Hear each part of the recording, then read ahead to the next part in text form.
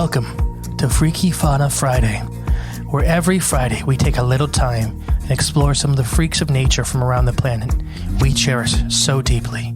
So please, jump aboard and let's explore the wilds together.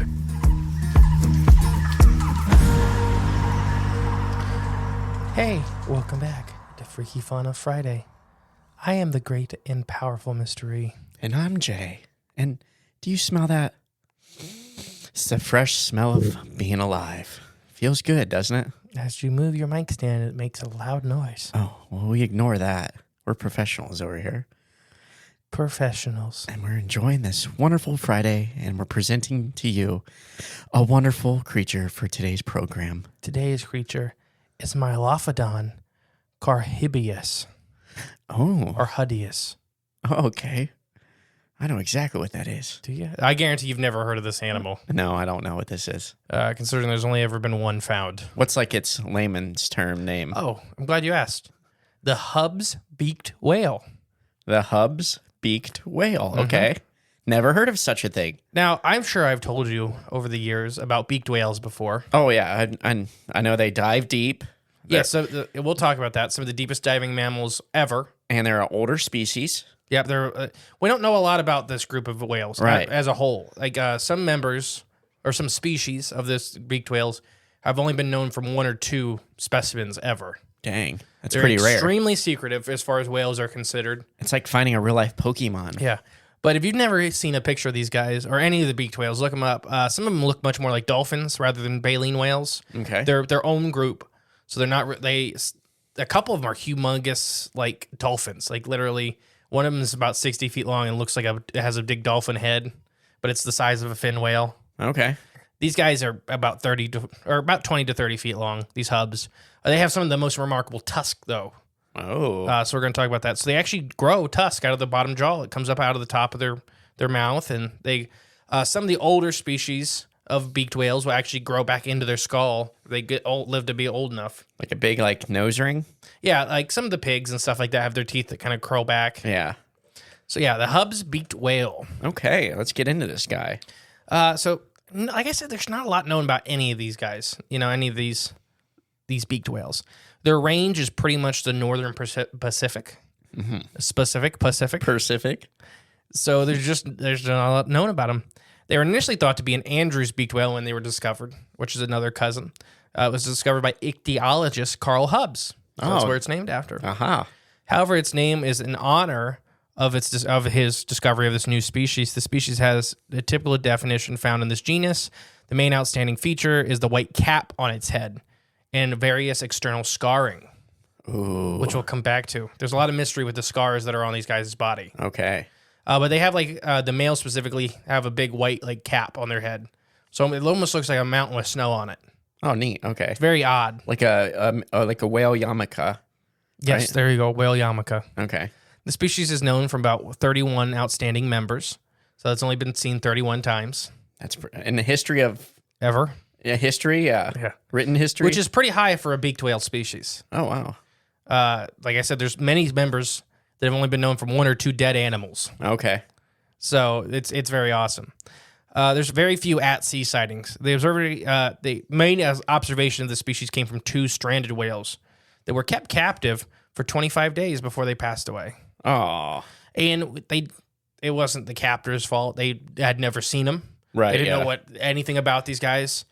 We know a little bit more now. Like we'll talk about these guys are designed to go very, very, very deep. Ooh. Any of them have... I'm assuming that then they got trackers on them or something, right? Yeah. A carver's beaked whale is the deepest diving mammal. And the tracker actually imploded, so we don't know how deep they can go. Jeez. That's insane. Yeah. I will look it up here in a second. That's freaky. That's freaky, Fauna. Why don't you look it up, the deepest diving mammal? Just type that in, and it'll give us the name and the depth. But taxonomy, like I said, Carl Hubbs is the one that American ichthyologist published the description of a living animal that was found near the office of the Scripps Institute of Oceanography in La Jolla, California in 1945. And once again, he believed it was an Andrews beaked whale, a very similar species found only in the southern hemisphere, though. Oh, only in the southern. So he thought he found the most northern counterpart of the southern species. But Joseph Moore, an expert on beaked whales from Chicago Field Museum, came and reassigned the species and named it after him in his honor. Gotcha. So it was much later that, like I said, the specimens did perish, but they kept the skeletons and stuff. And then they had the world-renowned beaked whale specialist come in and be like, nope, this is a whole different species. Yep, that's insane. Which is not the ichthyologist's fault. You know, there's a lot of, these species are not very, like, known about. Right, well, yeah. I mean, I get that. Coffee. The deepest diving mammal is the covers, is that how you say Cavers. Covers, yeah, beaked whale. And it says it can dive down to 2,992 meters or 9,816 feet. Almost 10,000 feet. Jeez, that's insane. And I believe that, you don't have to read anymore, but I believe that that is a rough estimate because the instrument did implode. Wow.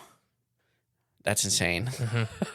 I mean, I'm just to even try to picture how deep that is. Like, it's hard to even imagine in my head. It's what, about 2 miles? Oh my gosh. Just about 2 miles. Well, I'm trying to think. Top Tail Dragster at Cedar Point's 400 feet tall.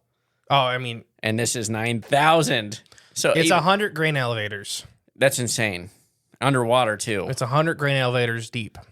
All that pressure. That's incredible. It's freaky. It's freaky.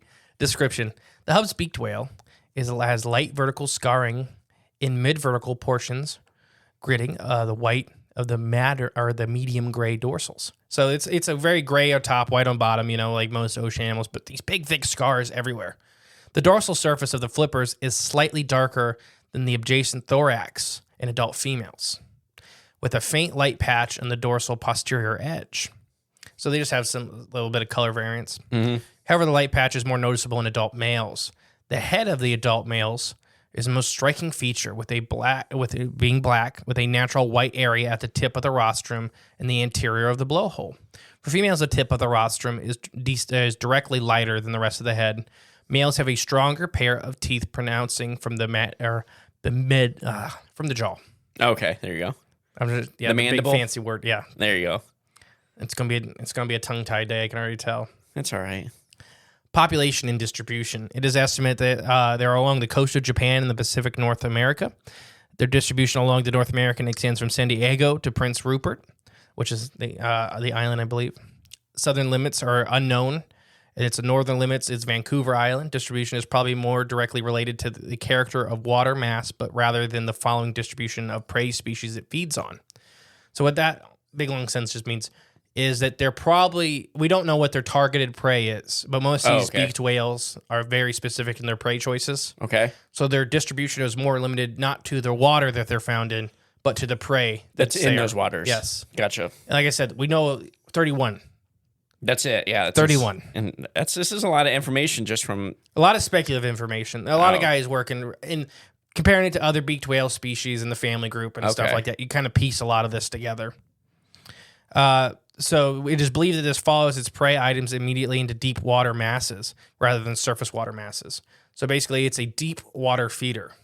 Wonder if if they eat sharks. We'll talk about that. Okay, I think I know what you're talking. You think you know where I'm getting at. But once again, this is not the biggest species of beaked whale. 20 to 30 feet, much smaller than an orca. And it would make a lot of sense why beaked whales are deep water feeders, because the only living real deep water feeder we have is stuff like sperm whales. Yeah. And they're the big guys, but they dive to like a third of what these guys dive to. Which is insane. But if you look at the whale competition, especially during the last ice age, there was tons and tons and tons of surface feeding whales. So the competition up there was very stiff. So if you're going to speciate, you're going to have to find food sources elsewhere. Which is deep, apparently. Behaviors. We know a lot from their stomach contents. Oh. So stomach contents of stranded members of this species involve squid beaks, fish otoliths, and fish bones. Okay, so they're eating fish and squid. And squid, that's mostly what you're going to eat in the ocean. Right, exactly. Now, I guess they're not... do we ever talk about an otolith? What an otolith is? I don't think so. It's a fish ear bone. Oh, okay, no. Yeah, it's a fish ear bone. That's how you age a fish. Wow. Prey species include, do you want me to give the big scientific name? Just stick with the layman terms. They don't have layman terms. Oh, okay. They're that uncommon. They're deep sea fish and squid. Oh, that they're eating? Yeah. Oh, okay. Researchers assume calving takes place in the summer based on the length of their of neonatal specimens. So from babies they found inside of stranded mother stomachs. Oh, okay. Gestation periods and fetal growth are of most cetaceans. So we don't, like I said, we don't know a lot about these. We have a couple dead members, a couple live members, but from the fetuses that are in some of these dead members and just kind of average gestation of other members of their family groups, we're kind of thinking they calf in the summer. Okay. But it's, like I said, it's very much up to interpretation. It's believed that it's estimated most of these guys will give birth about mid-May.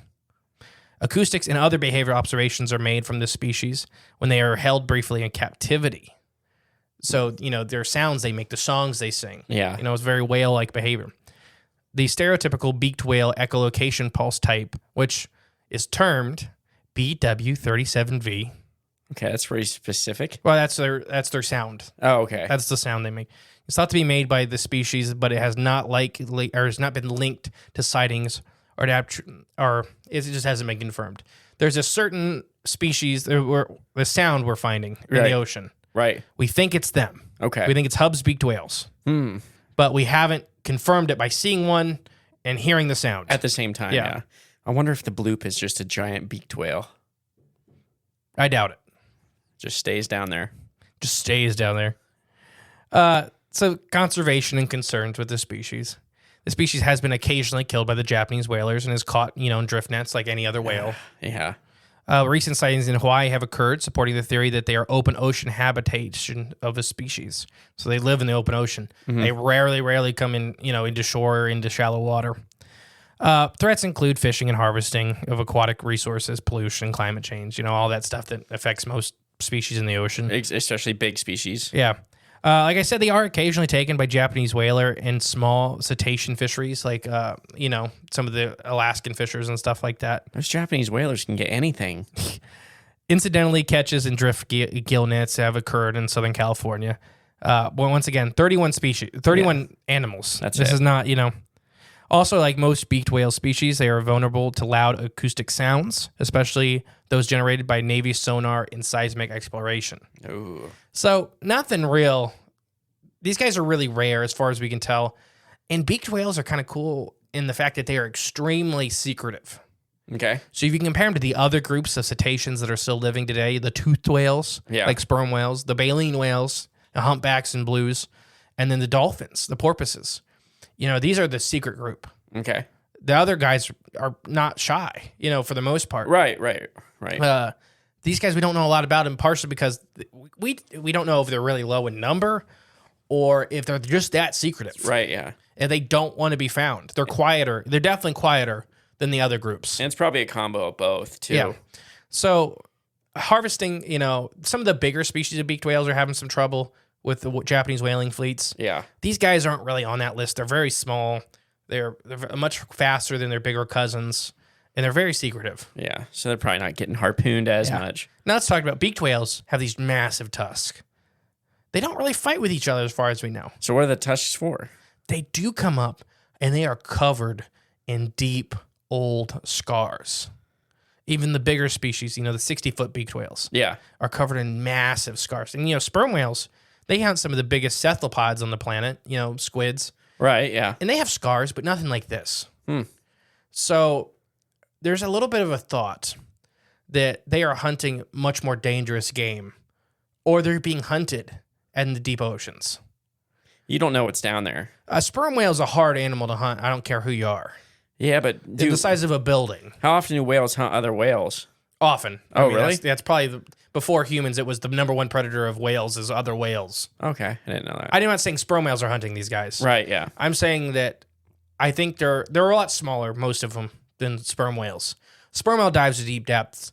They're pretty much going to be either the biggest thing or big enough that it's hard to handle. Yeah. Plus, there's never really one sperm whale. What are they? Are the beaked whales fighting each other, you think? That's what some people think, but we've never observed any ritualistic courtship behavior or, sexual fighting or anything like that. Right, yeah. I think it's either a prey source that they're hunting is much more violent than what sperm whales are dealing with.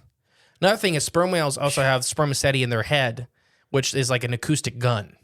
So they think they're stunning a lot of their big prey animals before they even get there to them. Okay. So the fights are much more muted. Yes, much more docile. Yeah. So these guys, if they are hunting, let's say giant squid and colossal squid, so an animal is probably close to their same size. Yeah. The fight's a lot harder. Yeah. Oh, man. I think they may be either being preyed upon by something down there. We talked about all these ancient sea monsters and stuff like that. But on these old maps, how many of these quote unquote whales have you seen that have big tusks? Oh, yeah, I know. It's these guys. Yeah. They're real. Yeah. And people are like, oh, they're just imagining sea monsters. No, they drew what they seen. Exactly. There are whales with tusks. And people don't know that there are whales with tusk. But you don't believe in the blemmies that they draw on the maps? No. Oh, come on. No, that was one guy. That they saw. Yeah. I mean, that was one guy from Hardin County. Yeah, okay. I know the guy. But I know what you're talking about, the whales in the old maps, though, because they're all over. They're all over them. I guess my point is that if that's one sea monster that Yeah. is drawn very accurately, Right, yeah. why aren't the rest of them? Right, exactly. No, I think these guys are probably either dealing with stuff like giant squids, which to them are much more the formidable opponent. Right. Sperm whales are 60, 70 foot long and 80 tons. These guys are 30 foot long and 8 tons. It's more of an even fight. Yeah. Do they have scars all up and down their body or just on their face? No, everywhere. Okay. These guys get, especially the older males that I've seen some pictures of. Yeah, they're beat up. Yeah. Tore up from the floor up. Yeah. I mean, it's a hard life, and they're diving, to 10,000 feet. Yeah, or that's deeper. what's insane. Yeah, who knows what's down there? I don't think they're dealing with stuff like megalodon, But they could be like 6-gill sharks and stuff like that. Sure, yeah, then they get huge. they could be an annoying a bloop down there too. Yeah, I think the bloop would just suck them up. Who knows? What did you think about the beaked whales? They're pretty interesting. Any questions or any comments? Yeah, I want to see there. We need a beaked whale tusk in the studio. Yeah, sure. Let's go get one. Let's go find one. I mean, I've always wanted a whale vertebra. Yeah, You can buy, from the whaling companies from like the 1800s. They're literally Japanese. like the world. The world ran on whale oil for a long time. Okay. It's still New England. One of our listeners had sent in pictures of them going to like one of their state parks. Yeah. It was an old whaling camp. Yeah. And like literally the banks are just massive whale vertebra. Oh, nice. Not allowed to take them because it's a historic site. Yeah, but you would sneak one. I would take one. Yeah, exactly. Yeah. You'd have to. Heck yeah. You think I'd be coming out with a 3-foot one? Yeah. No, if it was already in my truck, officer, it was I've had already there. this. Yeah, I've had this. Sir, you're 30 feet from the beach where there's one clearly missing. Nope. You couldn't tell. I mean, there are some whole animals like laying out where Yeah. you can see like they're like Well, a 3-foot one might leave a little gap in the beach there. it's like piles though. Right, yeah, I know. So it would be hard to tell that. No, it was already in my truck. I brought it. I had wanted this. This was a present from my great grandmother. Yeah, I wanted She to show fought this whale. I wanted to show it to all the other whale vertebrates. Just, No, but we talked about, the ancient marine, like the giant marine snakes, for Yeah. example. Yeah. And we don't know anything about them. Giant ocean amphibians we've talked about several times. And people seem to forget that there were giant open ocean amphibians. right, yeah. And not even to mention what is it? Mosasaurs, plesiosaurs. Yeah. I personally, my big problem with them is air breathing and stuff like that. True, yeah. But the open ocean amphibians, we don't know anything about them, whether there's open oxygen through their skin, have Right. external gills. That They would- would never have to come up. And that's terrifying. The giant turtles down there too. That's another one. So I think these guys are a good example of that they're a lot smaller than the big guys. Yeah. They're also diving a lot deeper. Right. In So- big guy territory, I'm sure. So like a 60-foot sea serpent, whether you want to believe it's an eel or a snake or whatever, may be having a little more trouble with a sperm whale. yeah. That's not a fight that they're probably going to win. But it sees one of these guys. A poking around. 40-foot, 30-foot beaked whale, Yeah. it's a fifth the weight. That's a little more tackleable. Right. But also, the beaked whale could be looking at him as a food source. Right, yeah. It just makes me think of those little things that you ever play Super Mario 64? No, Oh, maybe. okay. There's an underwater level where you go down, there's a giant eel swimming around down there, whatever it is. I don't know, a big sea serpent. But it reminds me of something like that attacking these guys. I could see that being a good fight. That would leave a few scars. Oh yeah. That's beaked whales. Beaked whales, and then we may cover some of the other species, but this one was one that I always loved the illustrations of them. They Yeah. got the big prominent cap, and some of the adult males have pretty large tusk, Right, yeah. which is kind of crazy to think about a whale with tusk. If you don't know they exist, It's hard to believe they exist. Trying to think like like just a swimming elephant Opposite. without the trunk. The tusks point up. No, they go up, not down. Yeah. Dang. Like Coming out of the bottom jaw. Like a mastodon. Don't theirs curl up? Those are coming out of the top jaw. Oh, you're right. Yep. So like a pig. A giant pig. Like I said. Yeah. Like a pig. Big boar. There we go. All right. I've been the great and peaceful Mr. E. And I've been Jay. Hopefully you guys enjoyed this really freaky fauna this week. Happy ending. I don't think they're in any real danger as far as anything else in the ocean. You know, everything. Right, they're rare. They're just. I think they're that. They're secretive and they're rare. They're forever going to be rare. And they're quiet. And they're quiet. That's the thing with whales. If they're quiet, it's hard to find. You know, See, stuff like humpbacks that never shut up. Right. Exactly. Are pretty easy to find. All right, guys.